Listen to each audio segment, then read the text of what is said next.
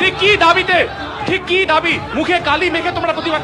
আজকে শিক্ষক হিসাবে কালি লাগাতে তার একটাই কারণ, পশ্চিমবঙ্গ পুলিশ এখনো পরীক্ষা বাকি আছে, তার আগে বিভিন্ন দালালরা ষড়যন্ত্র করছে যে তাদের প্রশ্ন 3 দিন আগে ফাঁস করবে। কিন্তু আজকে বলুন তো এইরকম এই ছাত্রছাত্রীরা কোথায় যাবে? এর আগেও বিভিন্ন পরীক্ষাতে প্রশ্ন ফাঁস হতে দেখা গিয়েছে। সেই যাতে প্রশ্ন ফাঁস না হয়, ছাত্ররা গরিব ছাত্রছাত্রীরা যাতে চাকরি পায়, সেই জন্য আজকে আমরা এই সড়ক পথে এসেছি। এই মুখে কালি মেখে এটাই বোঝাতে চাইছি যে শুধুমাত্র সমাজের লজ্জা নয়, এটা পুলিশেরও লজ্জার কারণ হয়ে দাঁড়াবে। শিক্ষক হিসাবে আজকে কালি মাখার এটাই তার কারণ। বিআরবি হায় হায়।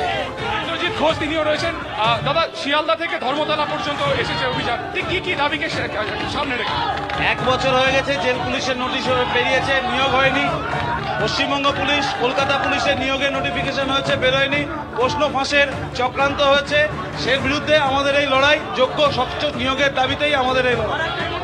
পুলিশের তরফে তারা কিন্তু অর্থাৎ একদিকে ধর্মতলা অবরুদ্ধ এবং অন্যদিকে আপনাদের জানিয়ে রাখবো ফের মেট্রোয় বিভ্রাটের ঘটনা। ডাউন লাইনে রেখে যান্ত্রিক ত্রুটি, যার জেরে ময়দান থেকে দক্ষিণেশ্বর পর্যন্ত চলছে মেট্রো, অন্যদিকে আপ লাইনে পরিষেবা অব্যাহতই রয়েছে।